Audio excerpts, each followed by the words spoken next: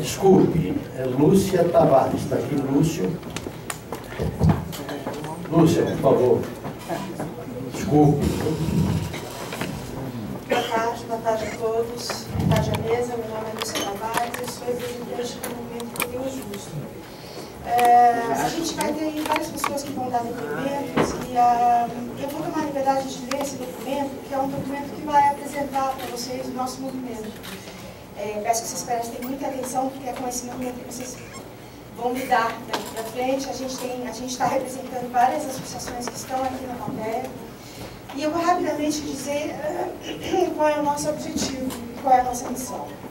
O nosso movimento nacional surge para tratar do IPTU, reivindicando um vínculo para esse imposto, que se apresente em forma de serviços de qualidade para a zeladoria das cidades, e que ele seja cobrado de forma proporcional a todos os contribuintes, para que alivie a sobrecarga que é colocada sobre uma minoria, e que não faça com que não paguem hoje, aqueles que não pagam hoje passam a pagar menos, um valor simbólico, pelo menos um valor simbólico, para a gente conseguir uma igualdade de distribuição. A sociedade não aguenta mais gestões públicas que realizam cobranças abusivas, com aumentos aleatórios que surpreendem o contribuinte a cada ano, com um pouquíssimo prazo de pagamento. Além disso, o cidadão é muito mal informado e mal atendido nas praças de atendimento das prefeituras, que gera litígios desnecessários. É preciso um bom atendimento e também uma simplicidade no cálculo da cobrança desse imposto, porque a gente tem recebido muitos depoimentos, as pessoas não conseguem entender como é feito esse cálculo. Então, fica muito difícil, inclusive, a gente se sente muito ultrajado, porque você não consegue entender como que é esse cálculo. Um outro grande pleito do nosso movimento é o respeito à propriedade. Tá? A atual legislação brasileira dispõe sobre a impenhorabilidade do bem de família. Se a moradia é um direito constitucional, é preciso corrigir isso com urgência. Comércios e serviços e indústrias estão sendo severamente avalados pela cobrança abusiva. O nosso movimento, praticamente os critérios que a gente tem são respeito à propriedade, transparência, simplicidade no cálculo, previsibilidade, isso é, a gente ter um conhecimento com antecedência de quanto vai se pagar, e que essa contribuição seja vinculada à prestação de serviço. Eu queria dizer que esse movimento começou no final do ano passado, e ele, moradores da cidade de São Paulo, indignados com seus aumentos, seja comercial, seja residencial, e ele teve um crescimento absurdo, e ele se tornou um movimento nacional. A gente tem Rio de Janeiro, a gente tem Mato Grosso, a gente tem cidades do estado de São Paulo e outras cidades do Brasil, assim, numa velocidade absurda. As pessoas estão procurando a gente, querendo se unir a gente, porque é uma indignação nacional, tá? Então, eu gostaria só de dizer mais uma coisa. Nós já conversamos há algum tempo com a Janaína Lima, a vereadora Janaína Lima, que está aqui presente, e ela propôs, junto com o nosso grupo, fizemos alguns estudos, conversamos com tributaristas, e ela fez uma proposta do PL 515/2018, que condiciona a trava ao IPCA. Porque ela não está, essa trava ela está muito mais acima de qualquer índice. Tá? Então isso está na pauta da CCJ de hoje. Eu gostaria que vocês dessem atenção a essa. O vereador Janaína, vocês estão bem representados. Tá? Obrigada. Júlio Thanos, depois o Fábio Araújo.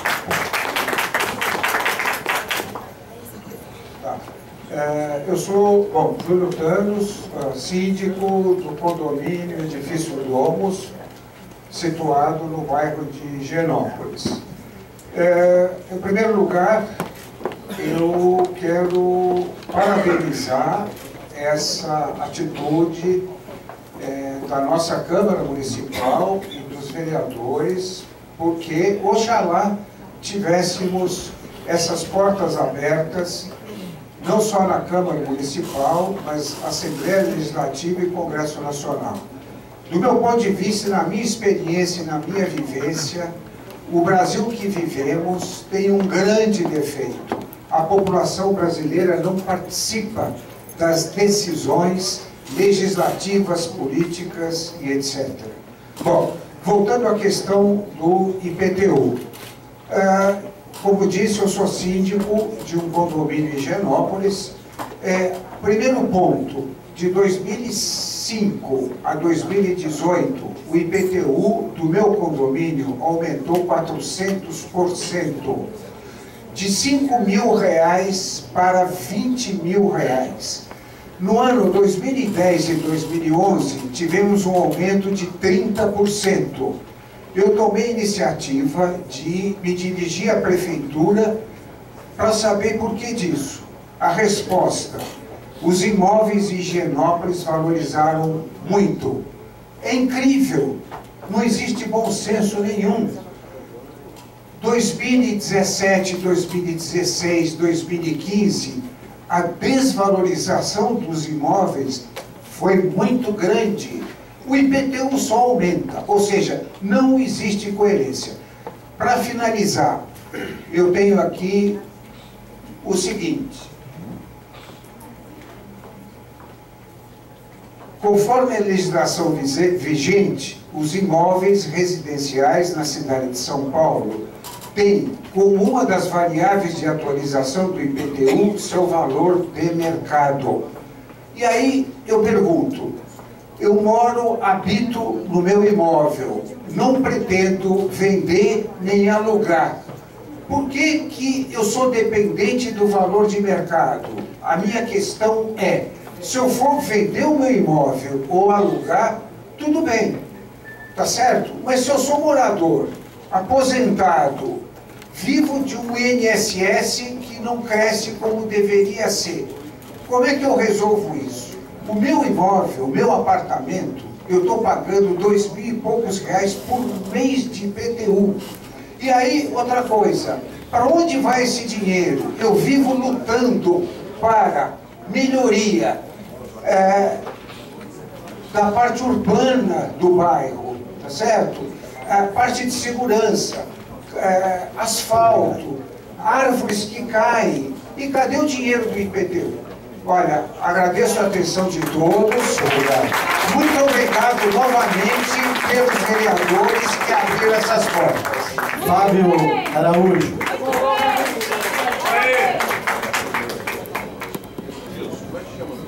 Bom, boa tarde a todos. Meu nome é Fábio, sou advogado, moro na Zona Leste. Eu venho trazer aqui um problema que também afeta o IPTU. A gente tem que pensar na cidade de São Paulo que as coisas são encadeadas, né? E a gente pode dizer que o IPTU, como produto lá da cobrança, é uma questão que vem do plano diretor, do zoneamento, do Código de Obras. E aí eu vou trazer uma questão. Muito bonita a apresentação do secretário, muito colocada, muito bem. Ali parece que São Paulo é só a região da Berrini, muito bonito, Pinheiros. Agora sim, ele não colocou lá quantos imóveis foram fiscalizados para detectar se o que está construído no lote é efetivamente o que está colocado junto à prefeitura e é cobrado de IPTU. E aí eu chamo a atenção que essa questão da fiscalização não é vista em nenhum momento antes de se mandar um projeto de aumento de IPTU ou de regulação de IPTU.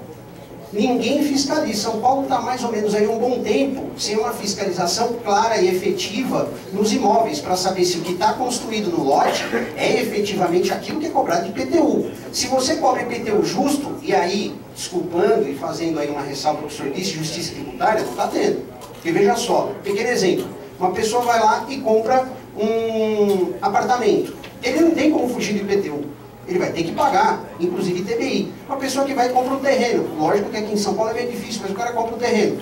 E aí muitas vezes ele compra um terreno e está lá na prefeitura há 1000 anos, está só como terreno. O cara constrói 4 ou 5 lajes, põe casa para alugar e vai pagar o quê? O valor de um terreno.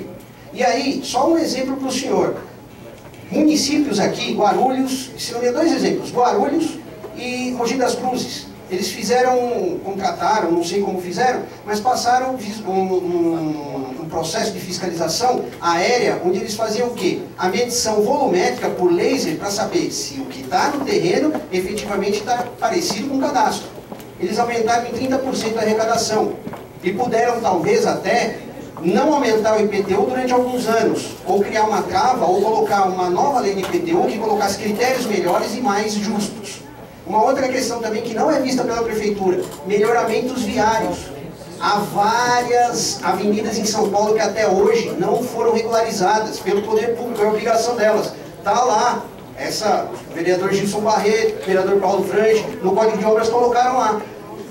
Obras viárias do município, anteriores a 88, projeto de lei da prefeitura para regularizar. Essa regularização vai fazer o quê? Com que o executivo vá lá, veja como construiu, quando construiu, quem construiu. Está pagando direito? Não. Então vamos aplicar a legislação e vamos cobrar dele. Então eu peço, né, para que os senhores, na discussão desse projeto de lei, possam colocar uma obrigatoriedade, que isso é meio maluco do ponto de vista republicano, mas colocar que a prefeitura apresente anualmente um nível de evasão fiscal retirada pela fiscalização aérea, colocar uma fiscalização aérea anual para ver quem é que está pagando efetivamente IPTU e não, porque isso ia aumentar a arrecadação e ia trazer justiça na cobrança do imposto. Muito obrigado. Mauro Alves da Silva. Em seguida, Arlindo Amaro. Mauro da Silva, do Consabeja Jabaquara, que é o Conselho da Sociedade de Amigos do Bairro de Jabaquara e adjacências.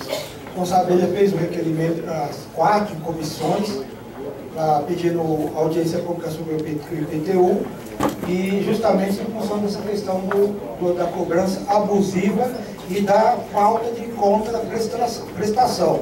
É interessante vocês olharem aquele slide.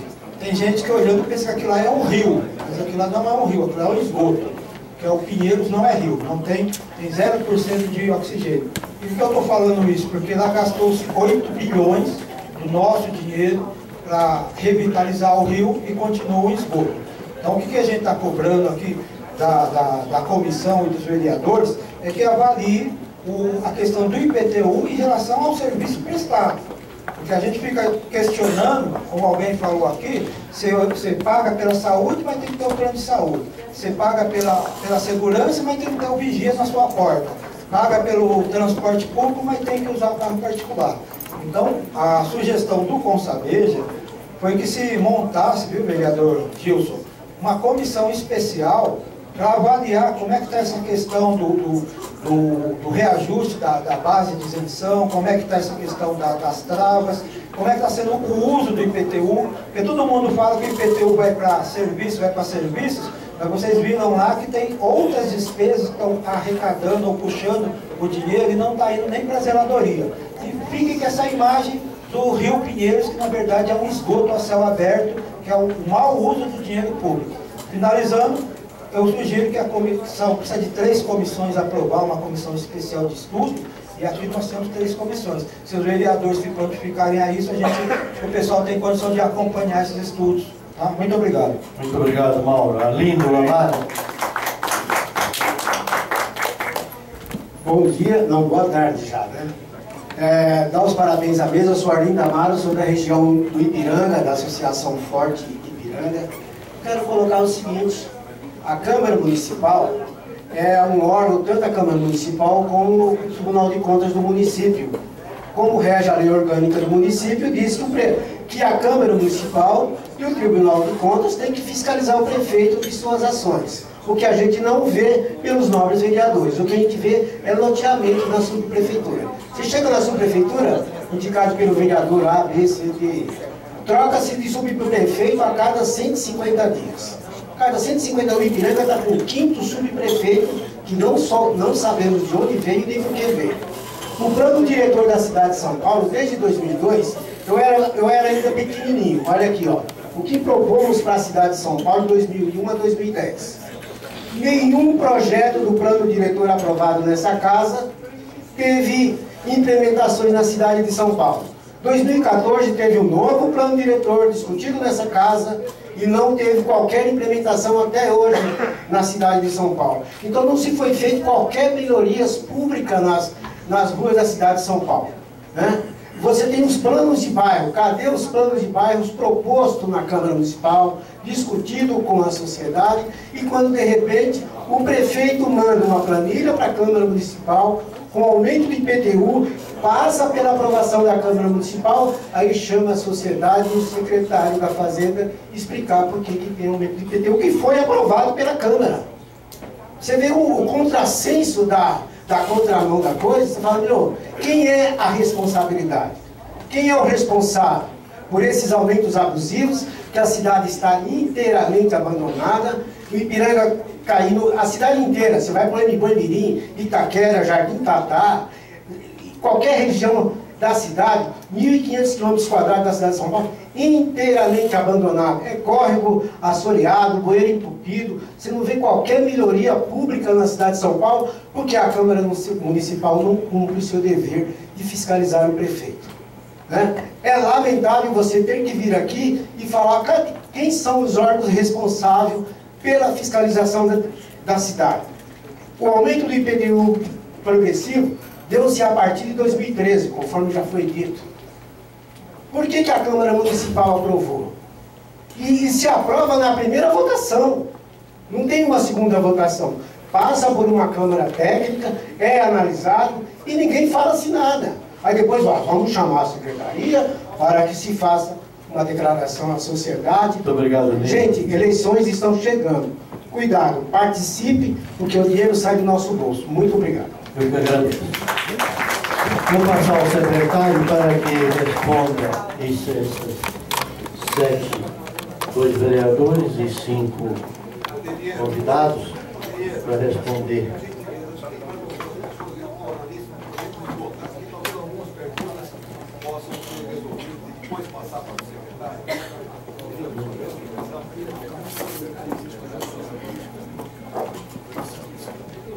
Vamos de 7 questões, depois a gente, qualquer coisa a gente muda posteriormente, tá?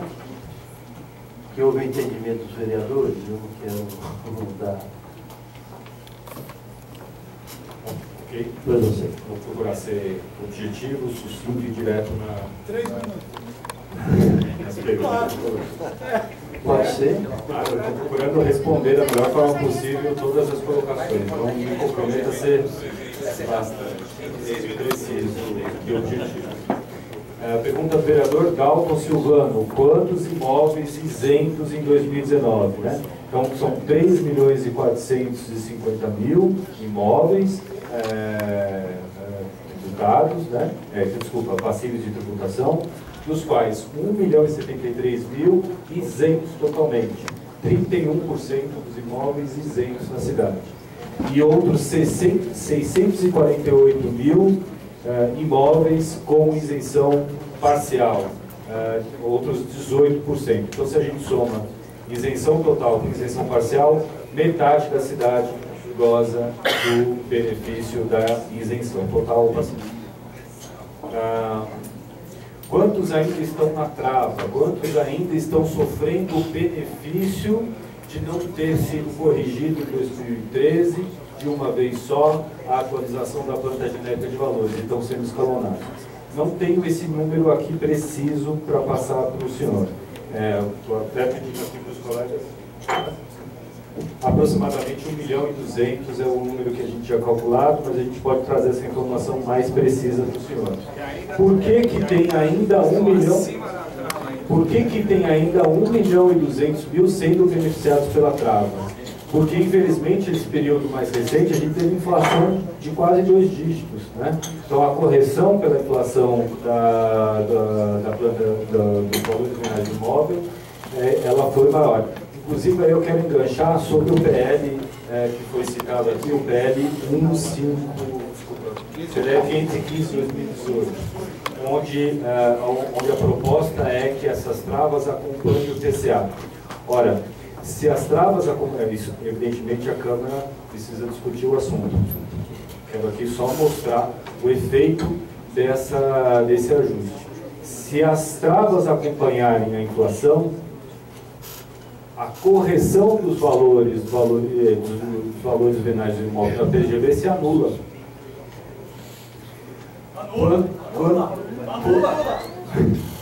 Pois é. Então, esse é o efeito. Quando há o que são as travas? Volto a dizer, a atualização da planta genérica de valores corrige o valor venal dos imóveis na cidade. Então, busca o reequilíbrio na cobrança do IPTU em função do crescimento irregular, né, da cidade. Alguns imóveis crescem mais, outros imóveis crescem menos. Então, a planta genérica de valores visa essa correção, para que o imposto não distorça artificialmente os preços do mercado imobiliário, não provoque essa distorção relativa.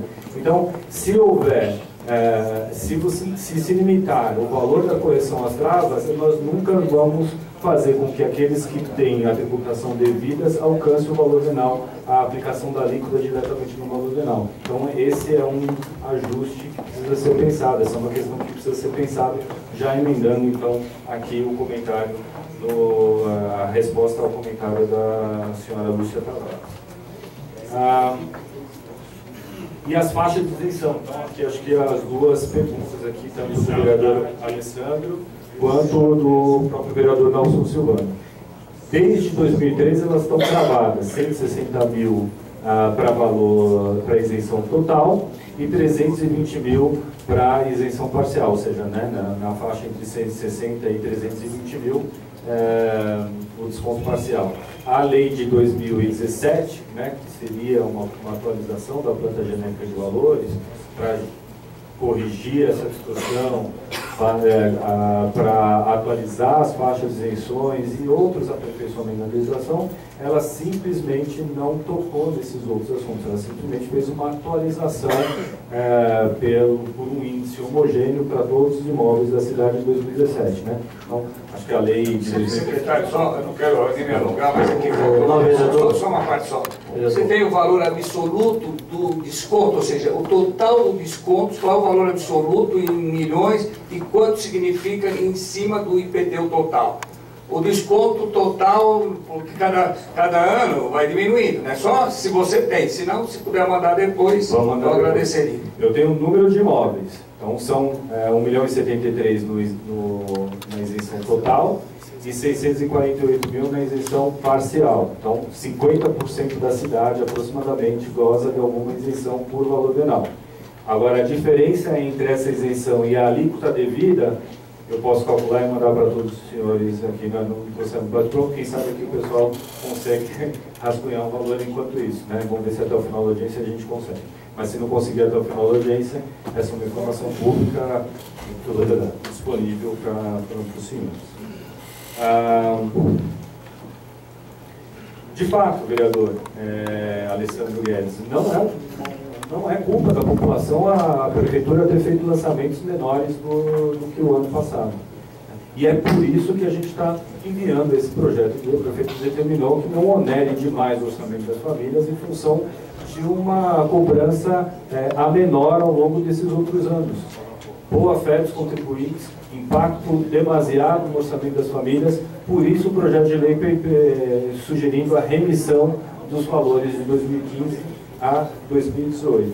2019 o lançamento está correto, está devido, está aplicando a legislação devida sobre isso e para 2020 em diante também a saída da isenção parcial, quando o imóvel ultrapassar os 320, agora se aprovado esse projeto de lei, não mais terá um reajuste acima do que previsto pelas travas, seja para imóveis residenciais, seja para imóveis não residenciais. Bom, toda a legislação, que agora alguns comentários sobre a fala da doutora Lúcia, né? Por que o IPTU não é vinculado?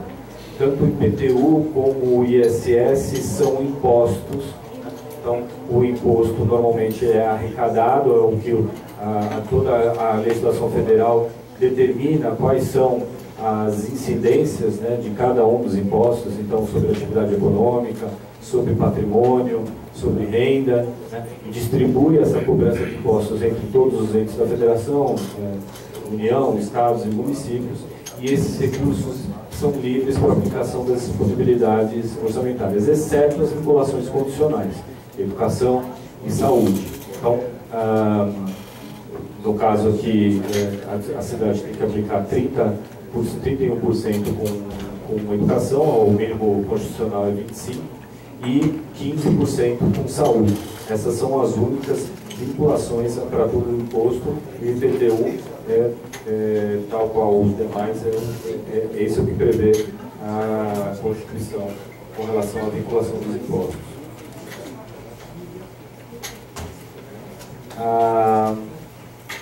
Eu sou simpático à ideia de simplificar cada vez mais a cobrança do imposto, né?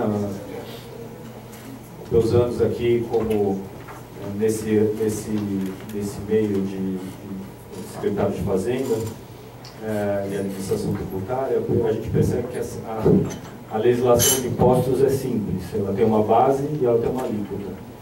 O que torna complexo são as exceções.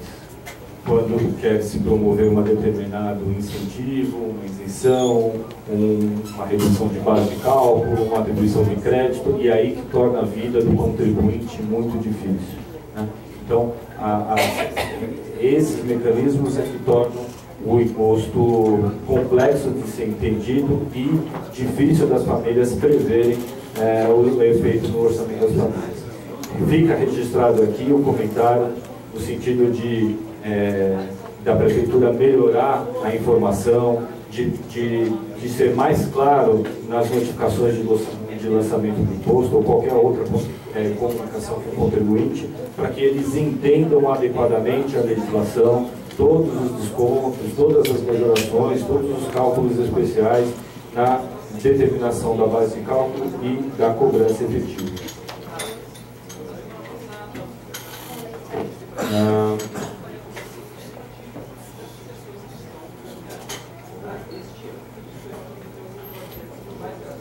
Bom, o cidadão, o senhor Júlio Thanos comentou aqui a evolução do IPTU, né, do imóvel dele, 400% entre 2005 e 2018. Evidentemente, a gente tem que avaliar o caso concreto, citou a valorização do mercado, né? E é isso, gente, a cobrança do IPTU, qual é a base de incidência da cobrança do imposto? Que determina a legislação federal. É o valor da propriedade. Então, a alíquota definida tem a sua progressividade, ela começa, se não me engano, de 0,6 e pode alcançar até 1,4, dependendo da faixa do valor do imóvel, e a base de contribuição é o valor da propriedade. E aí quero deixar bem claro e esclarecer a todos os munícipes.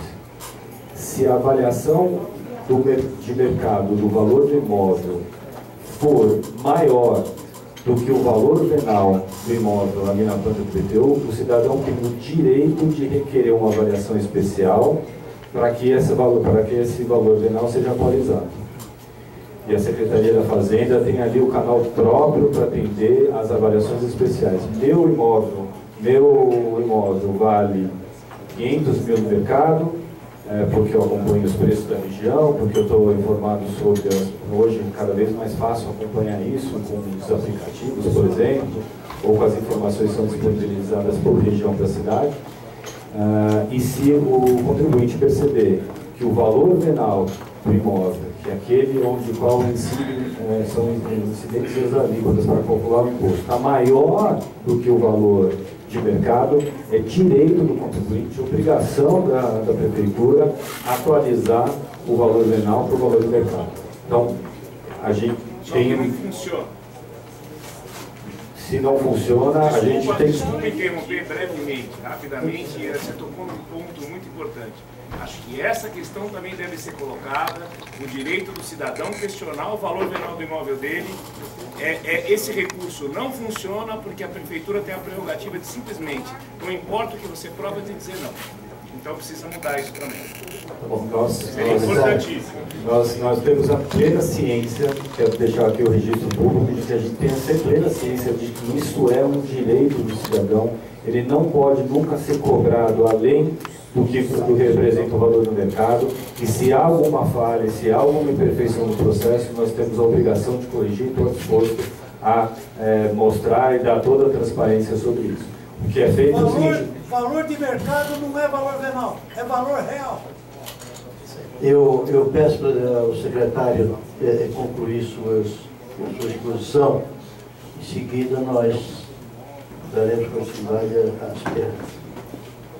Bom, seguindo então os comentários.